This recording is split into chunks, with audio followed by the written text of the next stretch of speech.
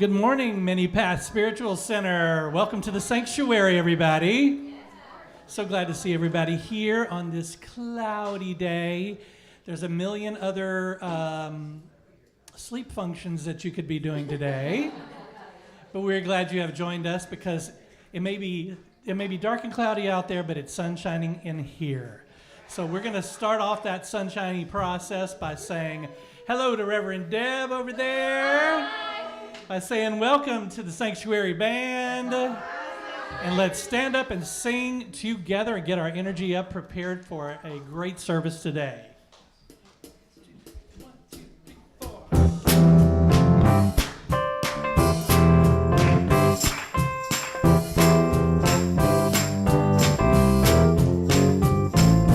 I got up this morning singing, God is so good.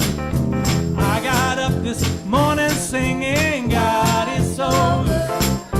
I got up this morning singing, God is so good. My God is so good to me. I'm feeling good down in my soul, yeah, God is so good. I'm feeling good down in my soul, yeah, God is so good. I'm feeling good down in my soul, yeah, God is so good. My God is so good to me. Every day, in every way, God is so good. Every day, in every way, God is so good. Every day, in every way, God is so good. My God is so good to me. In my time of trial, I know God is so good. In my time of trial, I know God is so good. in my time of trial, I know God is so good. My God is so good to me. When my day is over, I know. God is so good. When my day is over, I know. God is so good. And when my day is over, I know God is so good. My God is so good to me. Every day, in every way. God is so good.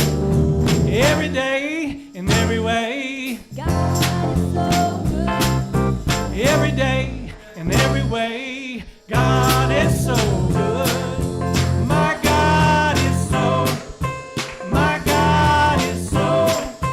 My God is so good to me. My God is so good to me. Woo. 1, 2, 3.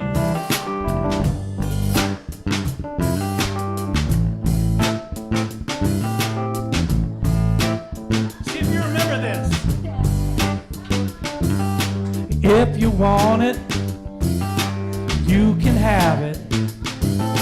All you gotta do is reach right out and grab it. If you want it, you can have it. All you gotta do is reach right out and grab it. Step on up, step into your power. Step on up, step into your power, child. Step on up. Step into your power. Step on up.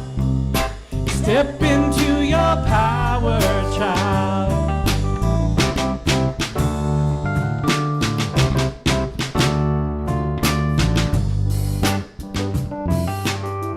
Now listen. All you need, you already own. It was given to you on the day that you were born. Anything that your heart can dream, you can make it a reality. Step on up, step into your power. Step on up, step into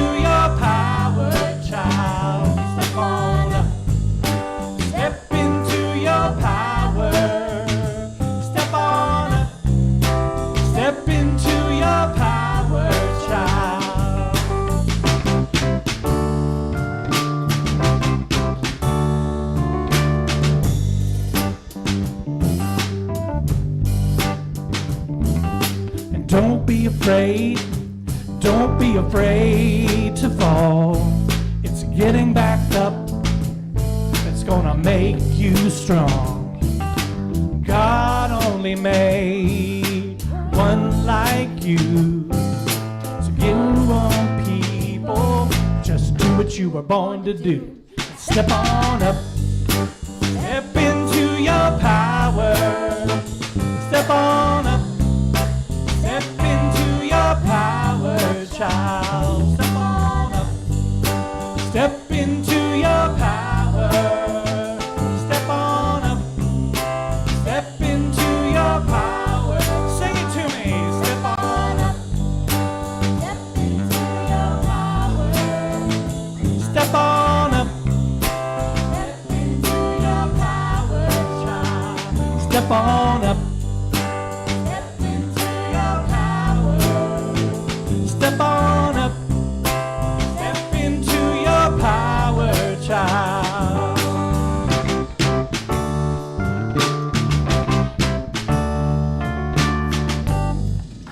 All right. Please be seated. All right, if we got any kids, now's the time to go with Miss Steph. Yep, we're going.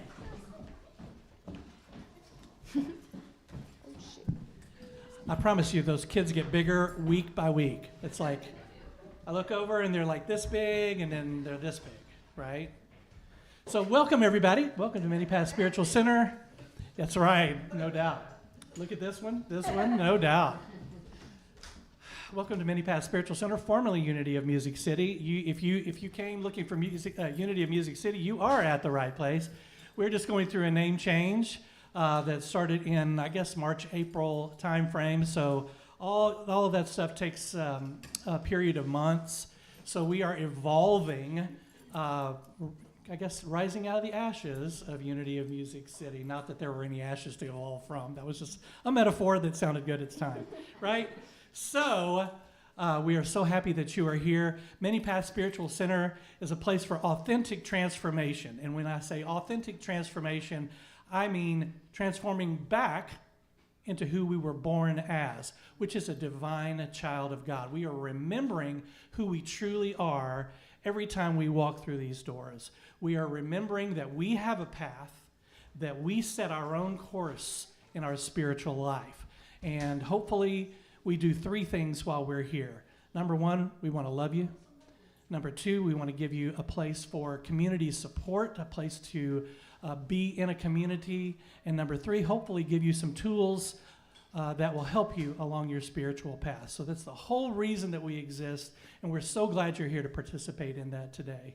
So as proof of that, I do believe we've got some announcements of all of the community events and classes that we've got coming up. Everybody say hi to Frank.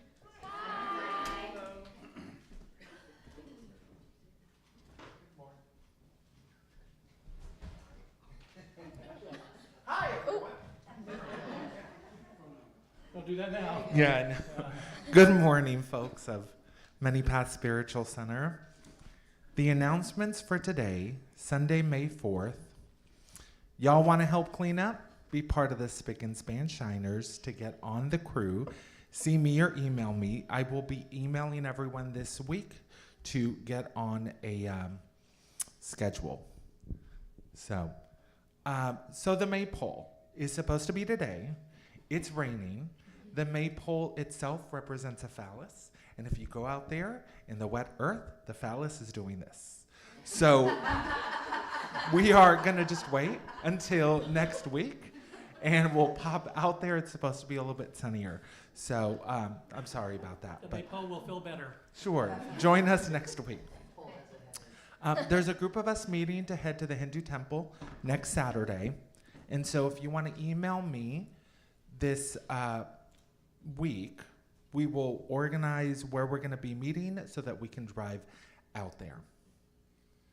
The next happy class is Thursday, May 15th from 6:30 to 7:30, and will feature cardio drumming followed with Reiki relaxation and a frankincense facial tension treatment.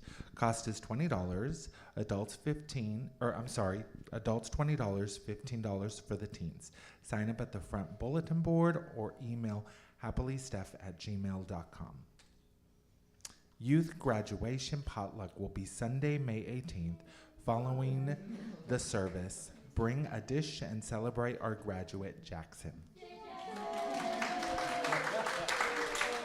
Yay! Connect group. Let's meet for lunch Thursday, May 22nd, 12:30 at the Rudder, 126 River Road, Hendersonville. The Rudder is located on Old Hickory Lake, which makes it a great place to celebrate the beginning of summer. Come and bring a friend if you would like, and let's have fun while enjoying great food and great company. Sign-up sheet in the front room. All activity and meeting links and contact numbers can be found on the website, weekly happenings, Google Calendar, or you can always email the church. Thank you.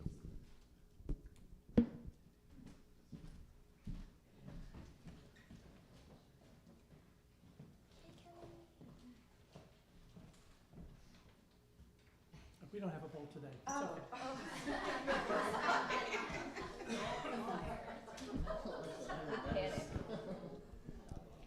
Maybe I could Om. Om.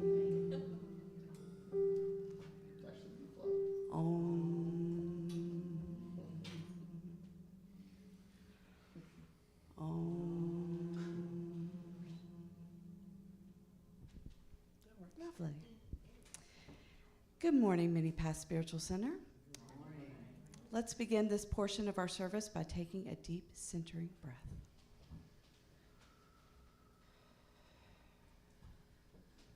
Today's centering thought is, I intentionally move towards my heart's desire. Many people think that visualizing a goal and developing a positive attitude towards it will be enough to attract the good that we desire into our lives and our world. While those activities are essential, that is only part of the equation. In addition, we must also take inspired steps toward fulfilling our physical needs and our heart's desires.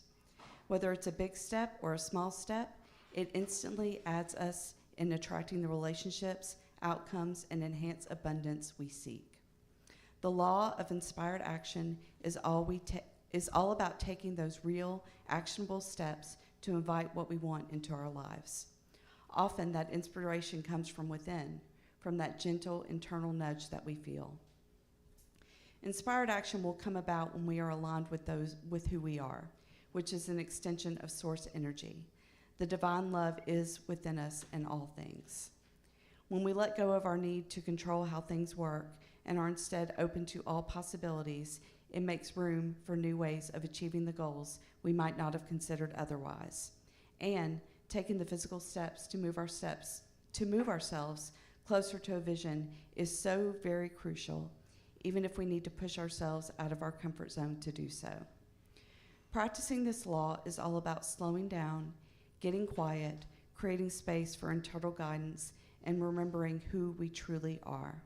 When we let our heart be our guide, we need only to guide ourselves a little nudge to start down a new path. And now please repeat these affirming statements after me. Using divine guidance, I intentionally move towards my heart's desire. Using divine guidance, I intentionally move towards my heart's desire. I release my fears and fulfill my dreams. I release my fears and fulfill my dreams. With the divine as my source, I can achieve anything my heart desires. With the divine as my source, I can achieve anything my heart desires. And so it is. So it is. That term, divine source or source energy, is a very new thought term that just goes to describe whatever you call the divine. So an aspect of the divine would be nurturing, loving, kind, compassionate energy, which we're celebrating this month for Mother's Day, right? That is the feminine energy that comes from the divine, as well as the actionable energy, which sometimes we as human beings call the male energy, the masculine energy. But as we come into May, we're celebrating the divine feminine, aren't we? Right? You know why? Because we should, right? We don't have enough of that energy in the world right now. It's so bullheaded, this energy, I feel, a lot of times, especially when I watch the news. It's like, can we just take a step back and be compassionate? Can we just take a step back and be nurturing? Well, let's celebrate that here at Many Paths Spiritual Center. I know Reverend Deb's got some great lessons around the mother energy this month. So let's celebrate that together. And so the monthly mantra that I've chosen for this month is a song that I do believe every person here knows. I'm going to ask Crystal to wait until right before we start singing. Oh, too late. Okay, all right. Well, you've already seen it? Okay. Let's all stand and sing one of our favorites here.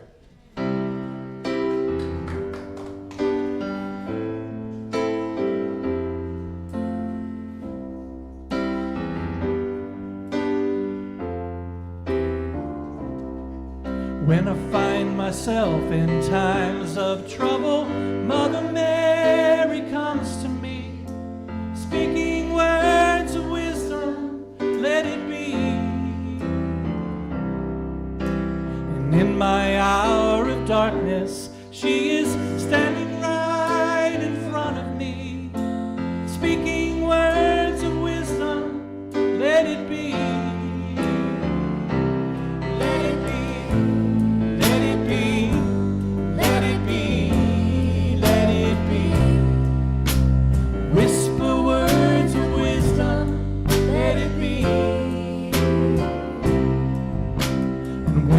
Broken-hearted people living in the world agree there will be an answer, let it be.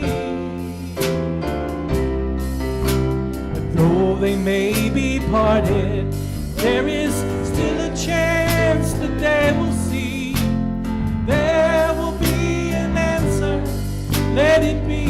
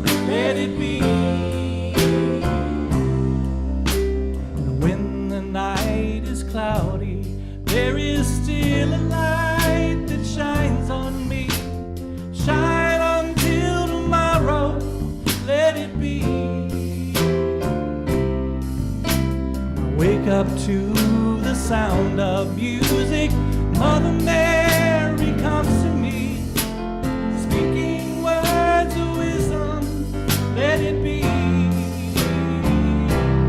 Let it be, let it be, let it be, let it be. There will be an answer, let it be. Let it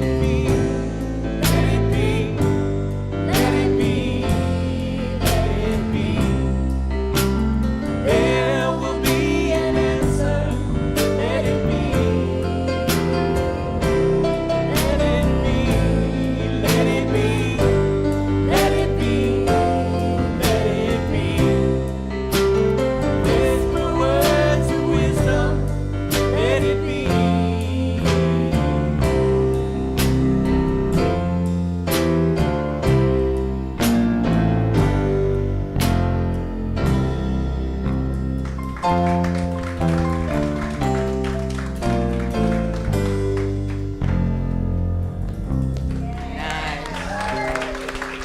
you so much. Please be seated. You should have played the piano like in college. You should have gone to school for that. He did. I did.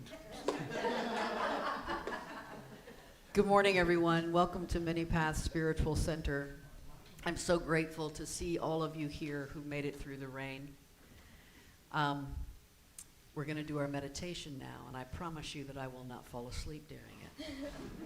Because my alarm clock went off at 2:15 a.m. Nashville time this morning so that I could catch a flight back here. And I did that on purpose because the thought of not being with my people on Sunday morning was one I didn't want to entertain. So I am here, and I'm so happy to be here. I invite you to close your eyes and settle into a meditative space.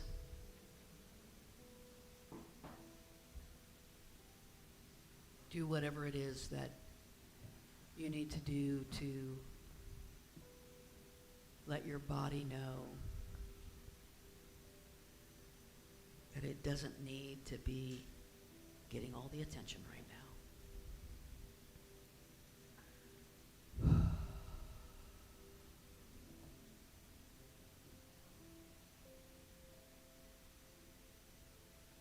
We're going to be talking about Mother Earth today.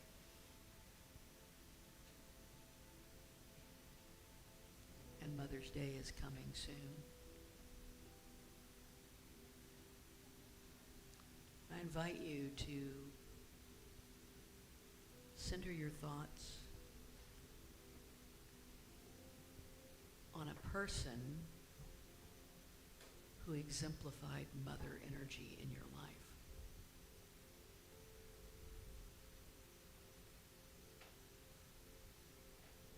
It may be your mother. It may be your father.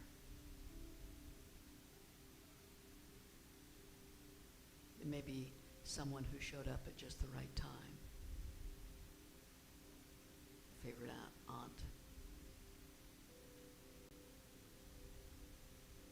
A grandmother. A teacher.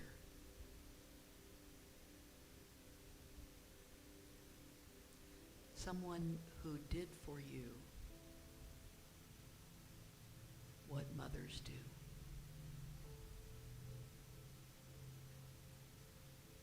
Someone who nurtured you,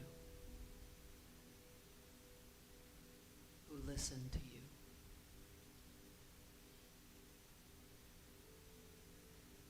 who gave you space to be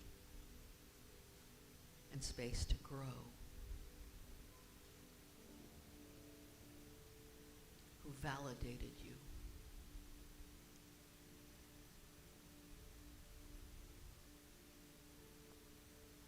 And if no one on this earthly plane comes to mind, there's Mother Mary, or Bridget, or the Triple Goddess. There's Mother Earth.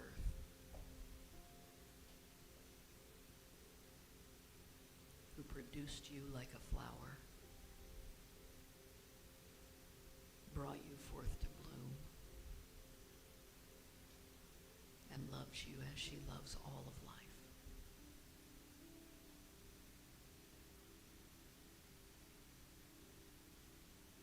Whomever it is you're picturing or thinking of, imagine yourself being held in their arms. Completely safe, completely loved, completely home, in the stillness,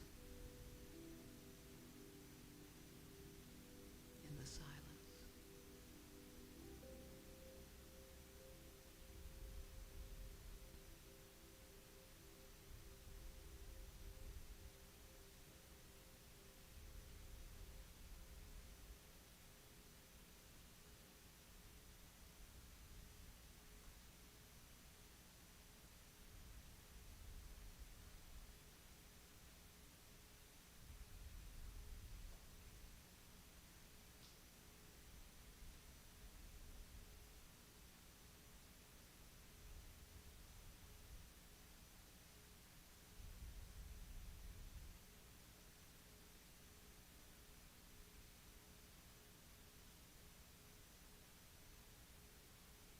Thank you, great spirit of motherhood.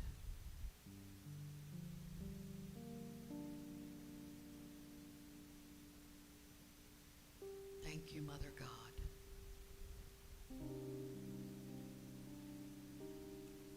Thank you, Mother Earth.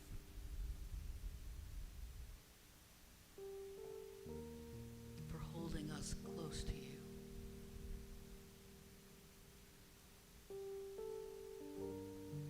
For giving us a safe place.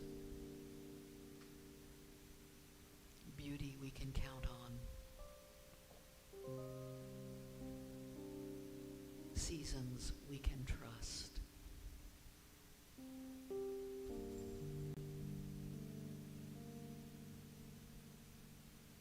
We are grateful to be your children.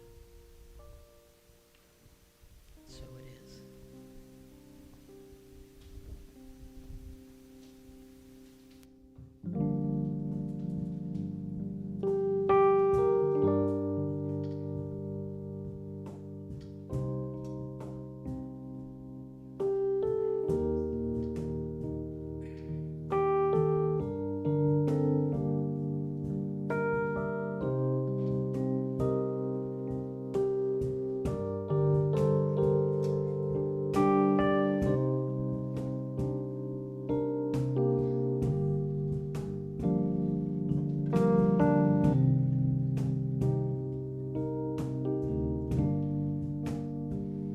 Oh, Mother God, thank you for this day, for the love that you wash over me, and this joy in my heart I will share with the world. Oh, Mother God, blessed be. Oh, Mother God, blessed be. Oh, Mother God, flowing through our hearts, we give thanks for the bread of our lives, for the hands in the earth, and the fruit of your womb. Oh, Mother God, blessed be. Oh, Mother God, blessed be. Oh, Mother God, thank you for this day, for the love that you wash over me, and this joy in my heart I will share with the world. Oh, Mother God, blessed be. Oh, Mother God, blessed be. Oh, Mother God, blessed be.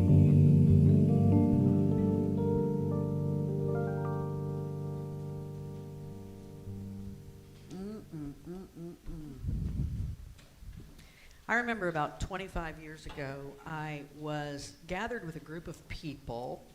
I don't need to give you the context. It doesn't matter. It just makes the story longer. I was gathered with a group of people, and we're having a kind of a meeting, and the person leading the meeting is a traditional Christian minister, which, in case you haven't noticed, I am not.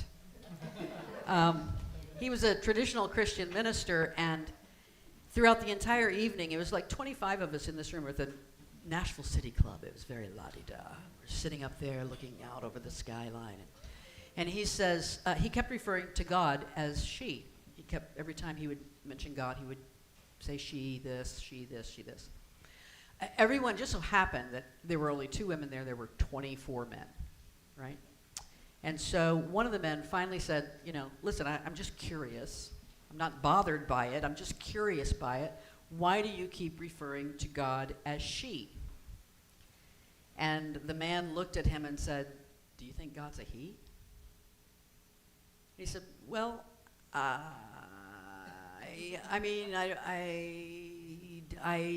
is God." He said, "Exactly, and he has had enough attention, don't you think?" So I'm just balancing the scales with the she a little bit. And ever since then, I thought, yeah, that's right. She. It doesn't matter. She, he, it doesn't matter what you call it.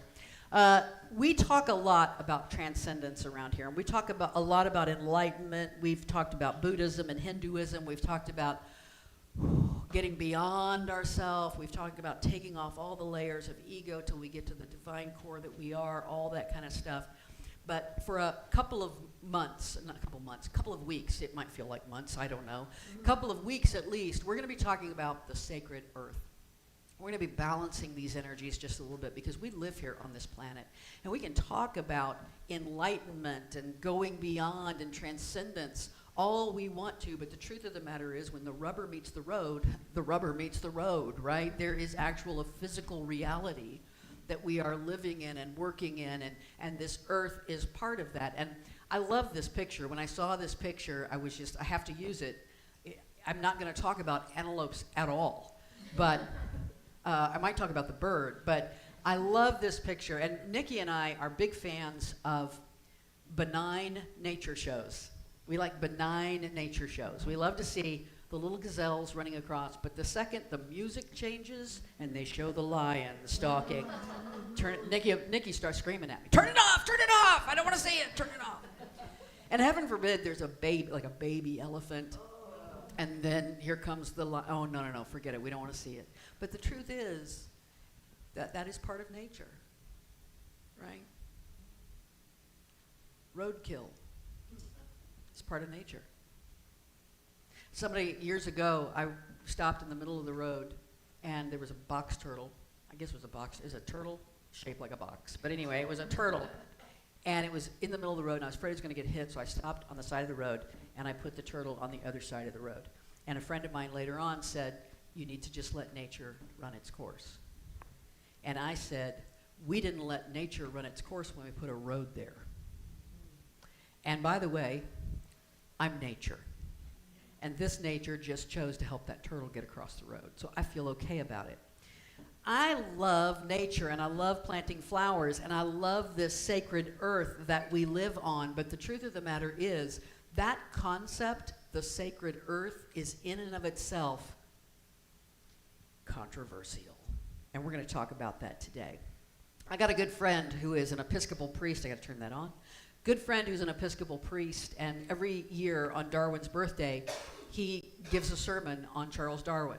Thank God for Charles Darwin is what he calls it, right? Thank God for Charles Darwin. Charles Darwin lived from basically all of the 19th century, 1809 to 1882. And of course, we know that he came up with the theory of natural selection, this undergirding of evolutionary biology, the idea that all species of life have descended from a common ancestor, right? I love it when every now and then my students, this is a great thing about working at a college, is that when this kind of topic comes up at a college, I automatically say we are here on the grounds of the academy, and on the grounds of the academy we let the scientists have the final say about science, right? And so, because they'll ultimately say something like, "I didn't come from no monkey." And I'm like, "No, you didn't," right? The monkey is much smarter than you, but no. I'm thinking maybe the monkey came from you. Anyway, so, at any rate, of course, that's not what Darwin says. He says that there was a single life cell. There was a single cell, and eventually, over millions of years, it began to diversify and branch out. Evolutionary descent with modification is the dominant scientific explanation of natural diversification, right? The reason why we have all these different beings on the planet. And Darwin figured that out, figured out why it happened, and he came up with this theory. His discovery is considered the unifying theory of life sciences, right? He's revered in the sciences. This is, by the way, I had to include this picture here. This is Darwin's sand walk at Down House in Kent. This was his usual thinking path. He called that his thinking path, right? Now, when Darwin first came up with these ideas in the middle of the 19th century, by the way, he never came up with the phrase survival of the fittest. That was Herbert Spencer, a social scientist, and Herbert Spencer saw this idea of evolutionary biology and said, hey, we can use this to explain why the rich stay rich and the poor stay poor and why it should be that way, right? And so, survival of the fittest. That's why. Science even says it's true. Won't even go down that road. But some church leaders actually in those early days saw Darwin's theories as an instrument of God's design. Like, hey, this can fit in. This theory of evolution can fit in with natural creation. But there was a lot of pushback. There was a lot of pushback. And so right here in Tennessee, we had the Scopes monkey trial. Remember that? In Dayton, Tennessee, John T. Snopes violated the Butler Act, Tennessee's Butler Act, which made it illegal to teach human evolution in any state-funded school. Now, the whole thing was a setup. It was a sham, a scam, a something or other, right? Because John T. Snopes never really, he says, I don't remember if I ever taught it or not, whatever. But he ended up doing it in order to create the sensation. And it was a national sensation, right? William Jennings Bryan, a man who had run for president 3 times, comes in to represent the prosecution. He's representing the state of Tennessee, and he's representing religious ideology. That's what he's representing. Clarence Darrow, nationally known defense attorney, comes in for the defense. This was essentially fundamentalist religious ideology versus modern scientific thinking on trial in the early part of the 20th century. 300 years earlier, they had done it already. They put Galileo on trial because he dared to have that heretical idea, that heretical notion that the earth revolves around the sun and not the other way around, right? And it was such a big deal. At his second trial, he was ordered imprisoned. The day following his sentencing, they reduced it to house arrest. He was ordered to house arrest. He lived under house arrest the rest of his life. The next 8 years, he lived for 8 more years. This conflict between religion and reason, between ideology and science, is as old as religion itself. Even in the pre-Christian world, Socrates was put on trial for corrupting the Athenian youth and for worshiping false gods other than the ones recognized in Athens. You see, you don't mess with the religion of the powerful. What he'd actually done was he created something that is at the core of my day job, and that is he created the Socratic method. The Socratic method is the heart of all higher education, of all education really, and that is you keep questioning your assumptions. You keep questioning your beliefs. You keep questioning until you discover what is inconsistent about your own idea. In other words, you created yourself critical thinking skills. And you are able then to hold a really high bar for the truth in your own life. Religious leaders hated this, of course. Political leaders hated this. Their way of keeping control, you don't question anything. You do what we tell you, and you don't question anything. The conflict in Christianity, of course, comes a few years after Socrates, and this is a book, I'm going to be talking about this guy a lot, John Philip Newell. He wrote a book called Sacred Earth, Sacred Soul. It's about Celtic spirituality. And so we'll be talking about that a lot over the next couple of weeks. But this is what he says. He says, the basis of this conflict was laid in the 4th century when Mediterranean Christianity became the religion of the empire. Hear that. Religion of the empire, the imperial religion. Empire did not want to be reminded that the earth and birth are sacred, a view that held too many implications for how living beings and the resources of the earth were to be reverenced rather than exploited. How do we get away with doing whatever we want to people and animals and land if it is inherently sacred? Empire religion is always dangerous, right? The religion of the empire is always dangerous.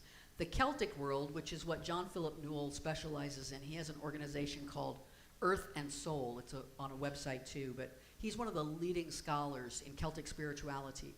The Celtic world is one of the places where we find the most beautiful examples of early pagan practices merging with Christianity. The Celts did not see a problem at all with the Christ mystery story. Not at all. Sure, most religions, when they're introduced to Jesus, they don't have a problem with it. The Hindus love Jesus, right? Buddhists, yeah, sure, you can, whatever. Jesus, great. Jesus, he's a great guy. We love him, whatever. It's the Christians who tend to go, get that Buddha statue off your mantle right now, right? It's exclusive. Because the Celtic world was often far flung from Rome, especially those in the Scottish Highlands and the Hebrides, Christianity was introduced before an established church had arrived to give it an acceptable framework.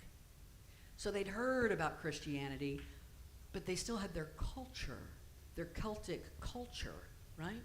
So many of the early Celtic Christian leaders, such as Pelagius and Brigid, we're going to talk about both of those over the next couple weeks, worked within the cultural norms of the Celts and created an early Christianity that saw all life as inherently sacred and connected as one, and the earth is sacred and the earth is our mother. And the only problem with that was that over there in Rome and over there in Constantinople and over there in where the established church was, you got a guy named Augustine at the very same time who's working very hard in the 4th century, 400 years after the era of Jesus. He's working very hard on a doctrine known as original sin. He's creating the doctrine of original sin. This very basic conflict, this basic concept is at the heart of this standing confrontation between two ways of seeing the world. Is life inherently sacred or not? Are we born sinful or beautiful? Is life on planet Earth beyond humans also sacred? This was core to how the world would unfold over the last 2 millennia. The last 2,000 years has circled around this idea. And in fact, the return to the earth is sacred, life is sacred, all of life on the planet is sacred, is a really, it's far more confrontational than we think. We hear that, we go, that feels good, that sounds good. It's flying in the face of 2,000 years of original sin. So John Philip Newell was speaking to a group of people in North America. He's from England, I believe. He was speaking to a group of people in North America, and there happened to be an elder of the Mohawk Nation in the group. And after the speech, after the thing was over, this Mohawk elder came up to John Philip Newell, and this is what he said. He said, I wonder where my people would be, and I wonder where the Western world would be if the mission that had come to us from Europe centuries ago had come expecting to find light in us. They can't start from there. They can't be an empire. They can't colonize if they come expecting to find light in people. As a matter of fact, one of the arguments for ending slavery, it wasn't ultimately the argument that ended slavery, but one of the arguments for ending slavery was that there were laws that said that you could not enslave a Christian. And when the enslaved people began converting, and they began to say, you're breaking the law because I'm a Christian and you're enslaving me. Oh, well, you know, right? Exactly. So this idea, when the empire landed in the Americas, you can sure believe it was the imperial religion that landed. Christopher Columbus, again and again in his writings, stated that his purpose was to spread Christianity and to get more land for the king. Two things that didn't seem very separate to him. They went hand in hand. Think Christian nationalism, right? Millions of people were killed, enslaved, tortured for God and country. And it was justified because of the idea that the people being encountered were pagans who deserved only to be forcibly converted or to die. It's all they deserved. So let's go back to step one. Many of you know this, but let's cover it anyway so we're all on the same page. Pagan, right? From the Latin, pagus, meaning country, paganus, meaning villager or rustic. Someone who lives out in the country, who lives in a rustic era. In Christian Latin, it means heathen. Pagan means heathen. Well, what does heathen mean? I mean, you know, if you go down this rabbit hole, you got to go down the rabbit hole. Heathen means, it comes from the Germanic, the Old English. Old English is a Germanic language. Inhabiting open country, a dweller on the heath. The person who dwells on the heath. That's a heath. Looks like a perfectly wonderful place to live to me. This basically, really what it means, and a lot of us have heard this before, this idea that it's country people, it's people who live out in the rustic areas, the villagers, all this kind of stuff. Here's what it really meant: those outside, right? Those outside of Rome, those outside of the cities where the big churches were and the priests were there to tell you how to act, those who were following their own path, those who were free, right? Although we're going to be bringing a lot of other cultures and histories in, we're going to focus most heartily on Celtic culture over the next couple of weeks. And it gives us a beautiful opportunity to approach the sacredness of the earth in a way that is fairly accessible to most of us in the West because of the fact that it so beautifully marries with Christianity. I have to tell you, the more I read about early Celtic Christianity, makes me love Jesus all over again. Right? Early Celtic Christianity was a perfectly lovely kind of thing. So let's get clear on who we're talking about when we say the Celts. It's not the Celtics. Nikki is the biggest Boston Celtics fan on the planet. Like, it's ridiculous. And every single time we watch them play, which I had to get the NBA League Pass so she could watch every single game. Every single game they've played, I'm going, I start by saying, it's the Celtics, they're the Celtics, but whatever. Anyway, modern Celtic countries, this is who we think the Celts are today, right? It starts down there in the bottom. It's all this Western Atlantic kind of thing in Europe. It's, this has got a really bad ring in it, doesn't it? I don't know how to fix it, but if anybody can, Ryan can. All right. It starts down there in Spain. That is Galicia. That is an autonomous region in northwest Spain. And then you have Brittany, which is on the western side of France right there. You have Cornwall on the southwest part of England. That's this part right down here. Well, I can't reach it. And then you have Wales, right? The part with the lion in it, or the dragon. That's Wales. And then you have Ireland, you have Northern Ireland, you have Scotland up there at the top. Right in the center, the Isle of Man, right? That's where the Manx cat comes from, by the way, the Isle of Man. That's what we think of when we think of the Celtic world, but I wanted to show you the ancient Celtic world. So the ancient Celtic world was first referred to, by the way, historically in about 500 BCE. 500 years before the era of Christ, they're written into historical record. The Greeks called them the Keltoi, or the Celts. The Romans called them Galli, or Gales. They spanned all of Middle Europe, from Turkey, way over there in Turkey, to the Atlantic Ocean. They were not, in and of themselves, an empire. You could almost think of them like Native American tribes. They were a loose confederation of tribes that shared a common culture, a common language base. Their language, by the way, is far more closely related to Sanskrit than it is to English, right? In Turkey, they were in Galatia, which is why the Apostle Paul wrote to the Galatians. He was writing to the Celts, right? He was writing to ancient Celts.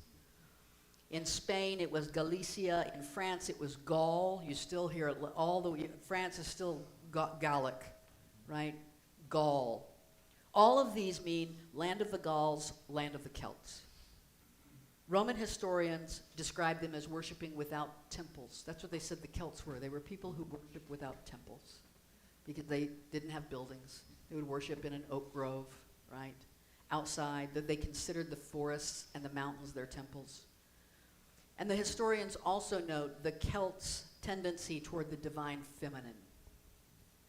So they are, together with the Germanic tribes, which would include the Norse, the Vikings. I know this is kind of history class, but it's going to get good, I promise you.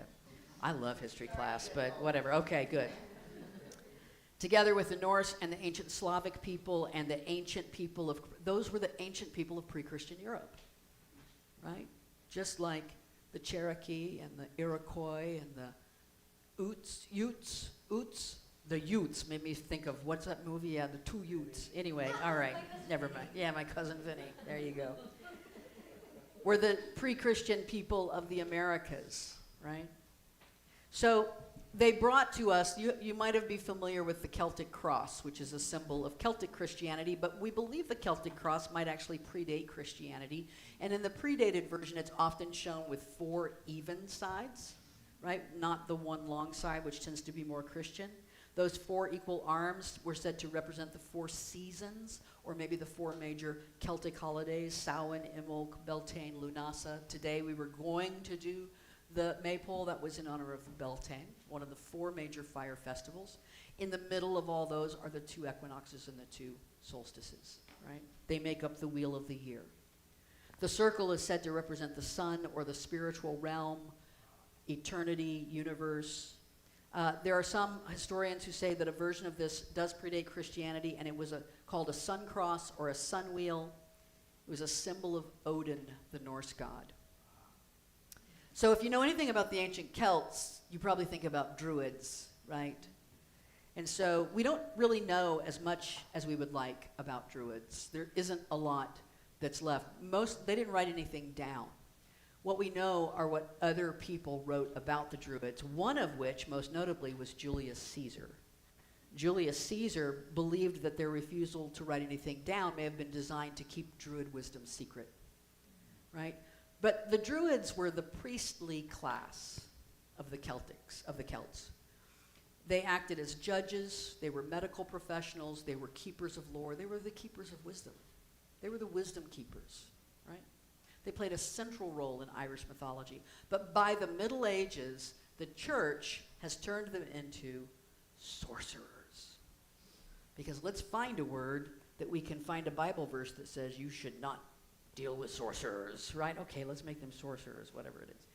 So, and there were female druids, by the way. There were female druids back in that day. There was no difference behind the druids and the Celts and the pagans and the Native American tribes and almost every pagan religion, every tribal religion, every pre-Christian religion you will ever find on this planet was a unifying idea, and that was the idea of animism. And animism means this: the belief that objects, plants, places, and creatures all possess a distinct spiritual essence, right? Seeing the sacred in all of life, in other words. And it doesn't seem like it would be such a radical concept, but for 2,000 years it has been just that. Believe it or not, it is a radical, radical concept to a lot of folks who need you to be born in sin. And for them to have the little bottle of elixir that they can sell out of the back of their wagon, right? Saying, this will save you. This will save you. And I don't mean to discount that at all. For those folks who believe that, that's fine. But here's the thing. I tend to believe, this is what Deb believes. Deb believes that life is sacred, that the earth is sacred. It might seem like we want to listen to the earth and get its take on this. This is a goddess named Mati Sira Zemlya. I hope I'm saying that correctly. She's one of the oldest Slavic goddesses. And that literally translates into damp earth mother. I love all of the symbolism here in this picture. The deer, the male deer in the background, the bear, the swan, the green man, the triple, all that kind of stuff. Yeah. I mean, I don't know, maybe I'm reincarnated. No, I'm kidding. Nobody's reincarnated the poor peasant who worked on the, right, yeah, okay. Everybody's got to be the reincarnated goddess or something. So there was a ritual around this goddess that people used to partake in. I think it's a really cool ritual. Here's what they would do. The ritual required you to dig a hole in damp earth with your hands. Go to damp earth and dig out a hole. And then put your ear to the hole and listen to what the earth has to tell you. Right? Be kind of like listening to a seashell, right? You're going to get some of the natural movement of air that's going to make a sound. You can listen to the earth. But here's the other part of it that I love. They said you can also tell your secrets to the earth in that hole. It feels kind of powerful to me. I don't know about you. Tell your secrets to the earth. You can even make an offering, pour a little wine in there, pour a little water, and then take your hands and cover it back up with the dirt. What a beautiful way to honor Mother Earth and to connect with Mother Earth, to listen. Nathaniel Altman is the author of this book here that I will also be using quite a bit. It's called Sacred Trees. Where's Elsie? Elsie's not here today. Elsie's probably watching. Elsie, Sacred Trees. Elsie loves trees. And this was published by the Sierra Club a long time ago. I've had this book forever. This introduces us to the idea of deep ecology, which is an environmental philosophy that promotes a holistic view of the world and the relationship between humans and nature. And this is what he says. Deep ecology holds that life is interconnected on the most fundamental levels, and that we must strive to listen to and understand the other voices of nature in order to better perceive the needs of our planetary home. We must listen to the other voices of nature. We're not in this alone. We're on this planet with all other life, right? I'm heartened by the things I hear about nations who do things like create migratory paths over interstates for animals, right? That's a nation that understands what the importance of taking care of animals is. There have been nations who've given personhood status to great apes and even to dolphins. And what personhood does, I just explained this to my students this week, by the way. Personhood is this idea that the individual is sacred. So we can go there with people pretty easily. Well, the individual matters. But we can talk about dolphins as this group, or buffalo, or whatever. But they're saying that this individual chimpanzee, this individual dolphin, their life matters. And if you take it, you can get into legal trouble, thrown in prison even. The earth is something worth listening to. And something worth listening to is something sacred. Something worth protecting is something sacred. Something that can teach us something is something sacred. James Swan, archaeologist, says a thing or a place becomes sacred when it is perceived as somehow able to energize within us those feelings and concepts we associate with the spiritual dimension of life. In other words, anything can become sacred to us.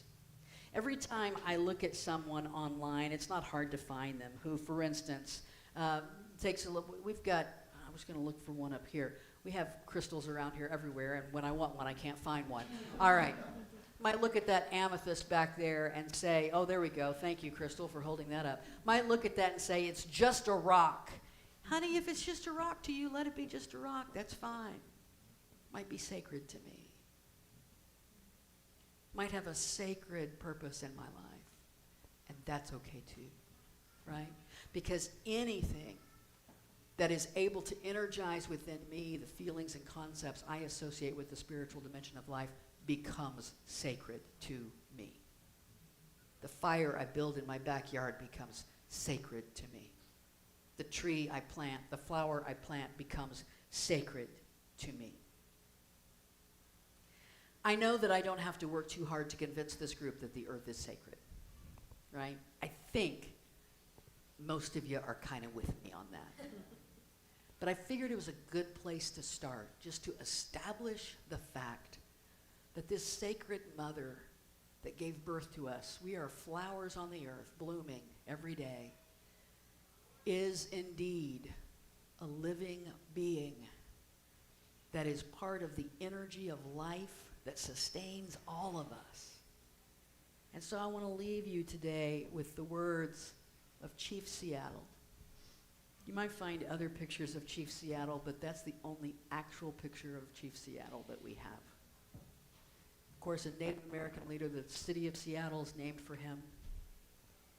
You might want to close your eyes. You don't have to, but I'm just going to read this prayer to you, this teaching of his. Teach your children what we have taught our children, that the earth is our mother. Whatever befalls the earth befalls the sons and daughters of the earth. If men spit upon the ground, they spit upon themselves. This we know. The earth does not belong to us. We belong to the earth.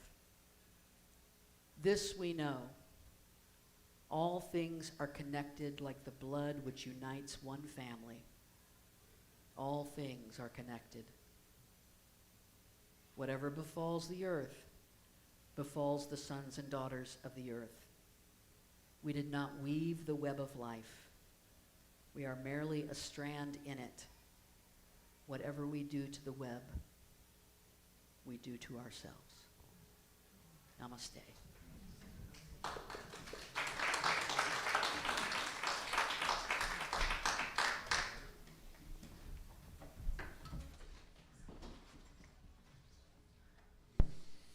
I love it. And I think it's only fitting that we've just come through a big rain, and so that the earth has been. It's like nature renewing itself, correct? So I planted zinnias a week ago today, and they're already coming up. Holy cow.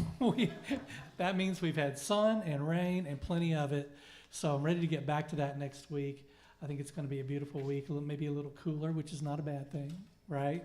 Right. So I want to remind everybody that we have our blue vase in the back for your donations. We appreciate you so much for supporting us and helping us move to the next level into moving out in the community where we need to be as a spiritual community. And also there's the QR code for the PayPal donations. So however way you choose to do that it's up to you, and it's so much appreciated from the staff and the people who are volunteering so that we can get the supplies that we need to bring you great classes and events. Frank did a great class last Tuesday evening on the Wheel of Nature that many pagans use to celebrate rituals. That was fascinating. And he's going to do more of that. Especially, you'll see more of that next week when we dance around the maypole. He's going to do a ceremony for that too. So that'll be fun. And so plan on being at that next week. Also, if you haven't already, sign up for our newsletter that comes out on Tuesdays. You can do that out in the lobby. The newsletter comes out on Tuesdays. It's called What's Happening. So keep an eye out for that. And that lets you know what's going on throughout the week. So another special thing that we're starting today is Reverend Deb has written us a new closing prayer that is specifically for Many Paths Spiritual Center. So let's all stand up and say it together for the very first time. And if you so choose, hold out your hands. As you hold out your hands, you open your heart also. So we'll have open hands and we'll have open hearts. And let's say this together. May I stay true to the path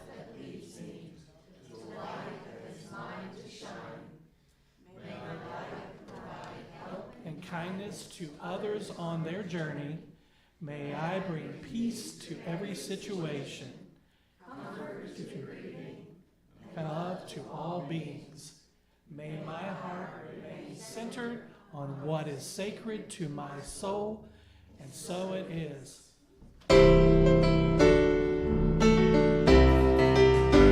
we go. All is well, life is good. We are truly blessed. All is well, life is good. We are truly blessed. All is well, life